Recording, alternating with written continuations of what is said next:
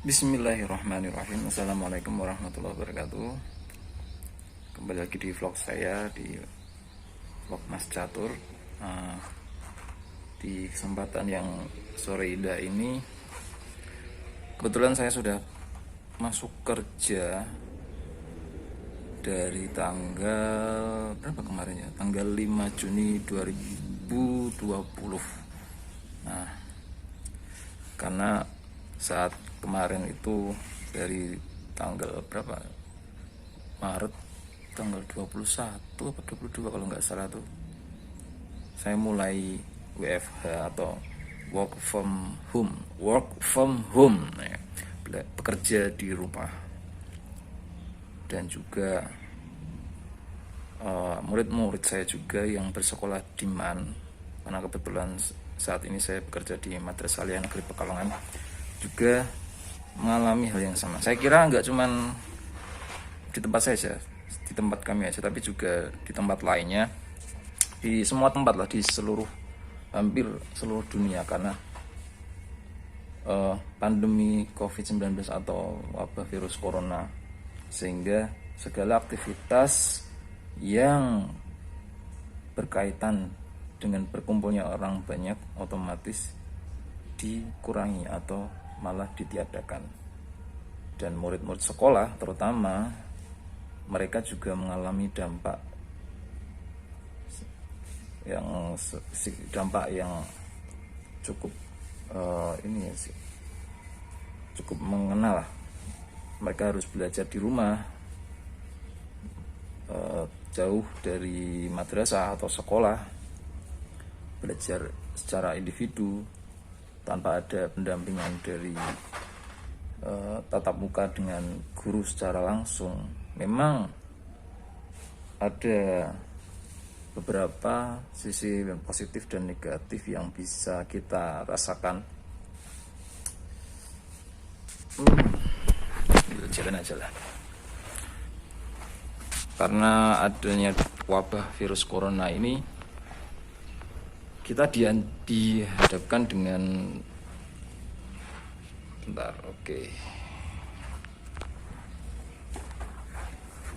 cari view yang bagus. Oke. Sampai mana tadi?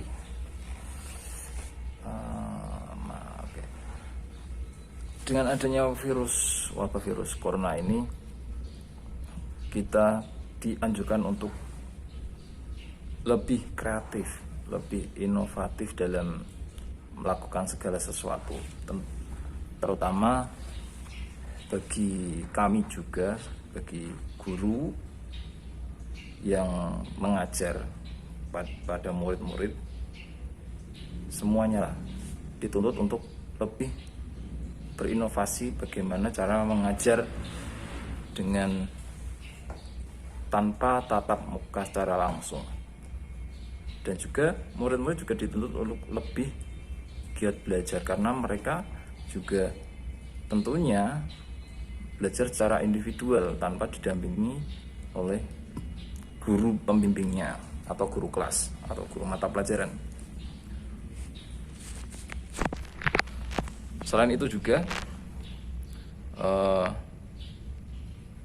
dampak positif maupun negatifnya, kita bahas yang mana dulu ya enaknya. Kita ke yang negatif dulu aja coba. Dengan adanya virus corona ini atau virus COVID-19, secara tidak langsung mengakibatkan pendidikan yang ada di Indonesia, bahkan di dunia, mengalami sedikit hambatan. Biasanya kita tatap muka secara langsung, kemudian antara guru dan murid tukar pikiran, guru menyampaikan materi, kemudian murid-murid atau siswanya menerima materi atau pelajaran. Di situ mereka ada interaksi. Tetapi karena adanya wabah virus corona, guru dan murid tidak bisa saling berinteraksi secara langsung. Bahkan mereka harus berinteraksi secara lewat dunia online atau kita kenal dengan internet. Banyak sekali media yang bisa digunakan seperti WhatsApp, kemudian aplikasi-aplikasi streaming, Google Class dan lain sebagainya. Secara tidak langsung memang pendidikan di Indonesia bahkan di dunia mengalami sedikit kemerosotan, dalam tanda kutip ya, bukan berarti pendidikan kita jatuh atau bagaimana, cuman ada hal-hal yang harusnya disampaikan pada saat tatap muka secara langsung tidak bisa disampaikan karena terbatasnya waktu dan tempat, tidak bisa saling bertemu. Kadang-kadang ketika sang guru memberikan materi pelajaran, guru tersebut tidak hanya menyampaikan materi yang dikuasainya atau materi yang disampaikan, tapi juga ada hal-hal yang di samping itu yang disampaikan berkaitan dengan dunia pendidikan. Contohnya mengenai ilmu akhlak atau adab atau tata cara berperilaku dan lain sebagainya. Di situ murid-murid atau siswa diberikan pendidikan secara moral atau bagaimana caranya bersikap, bertingkah laku dalam hal menuntut ilmu. Mulai dari awal biasanya kita di madrasah ketika jam 7 pagi kita bersama-sama berdoa, membaca surat-surat Al-Quran dan juga membaca Asmaul Husna. Di situ kita berdoa bersama, kemudian meminta kepada Tuhan Yang Maha Esa atau Allah Subhanahu wa Ta'ala supaya diberikan kemudahan dan kelancaran dalam menuntut ilmu. Akan tetapi dengan adanya wabah ini kita tidak bisa saling bertatap muka, sehingga guru atau pendidik tidak bisa mengontrol secara langsung siswa-siswanya tentang apa saja yang mereka lakukan sehari-hari.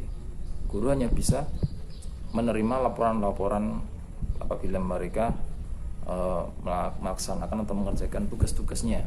Kalaupun guru ingin mengontrol aktivitas keseharian dari murid-muridnya, yang dilakukan hanya dengan melalui video conference atau telepon dengan video. Itu pun juga tidak bisa mewakili secara langsung tentang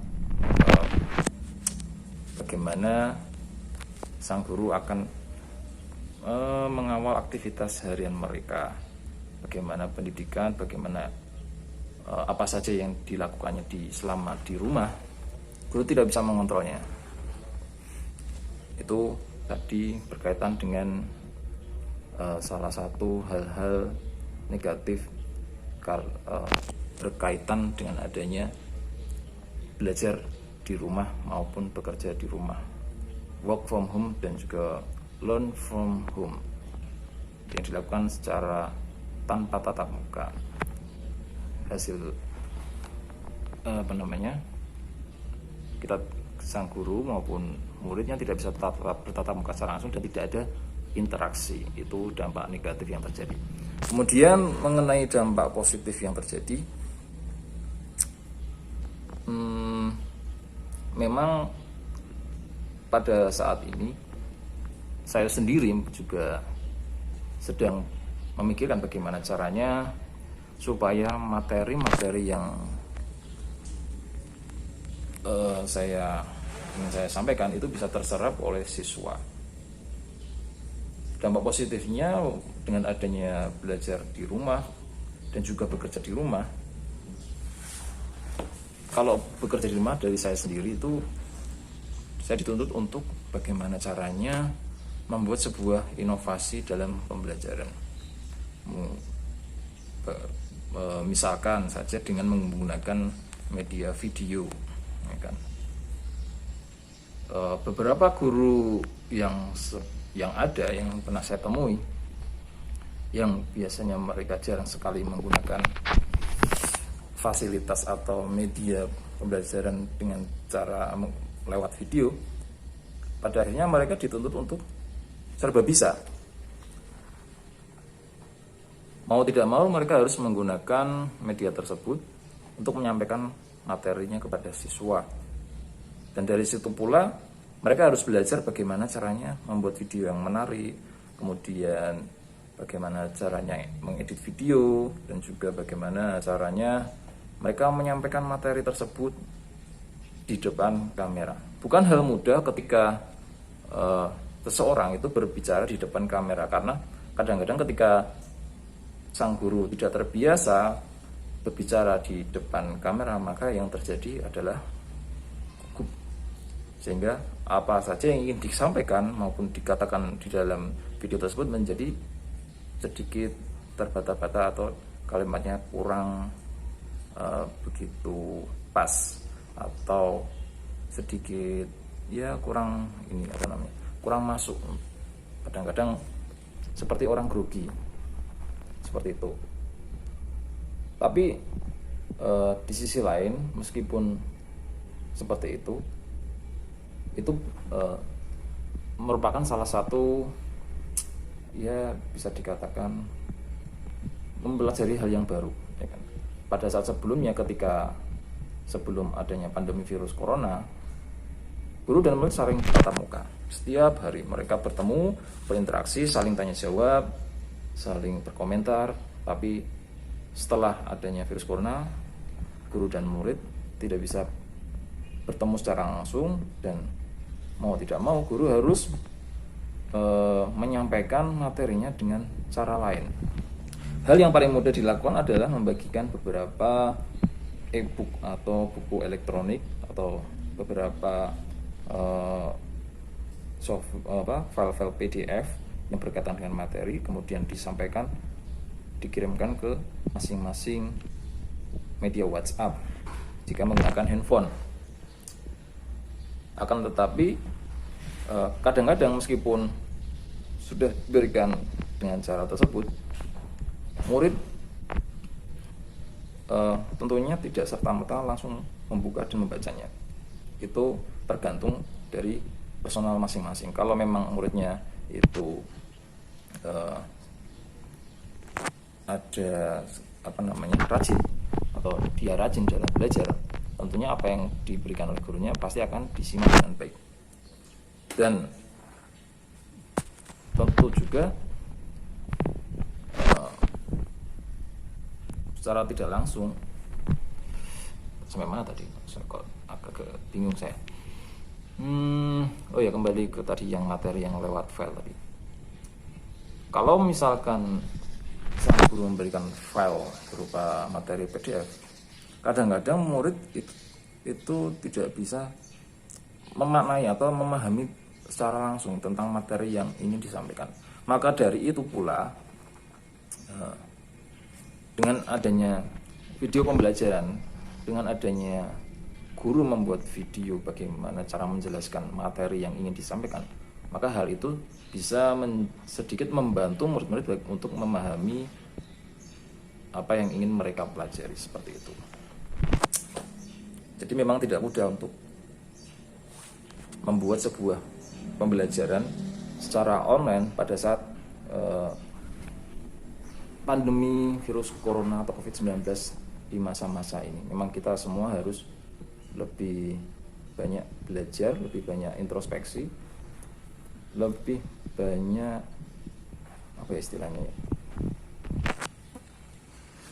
lebih banyak menggali wawasan ilmu-ilmu tentang dunia pendidikan. Itu tadi sisi positifnya. Jadi kita dituntut untuk lebih berinovasi. Bagaimana dengan murid? Murid tentunya di satu sisi, di awal-awal ketika mereka mendapatkan libur panjang di pandemi virus corona ini, mereka pasti senang sekali. Tetapi ternyata kenyataannya, dari beberapa yang saya temukan, kelamaan atau terlalu lama libur sekolah, mereka menjadi bosan ternyata. Itu salah satu dampak negatifnya.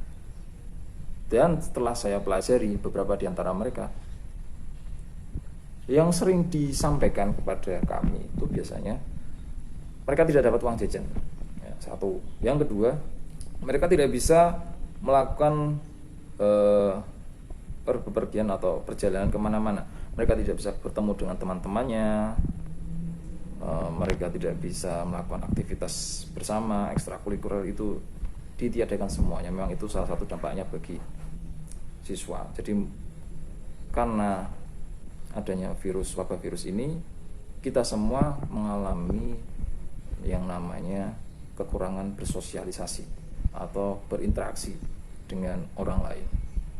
Ya, memang ada baiknya karena untuk mengurangi dampak dari penyebaran virus corona, tetapi di sisi lain kita menjadi lebih individual.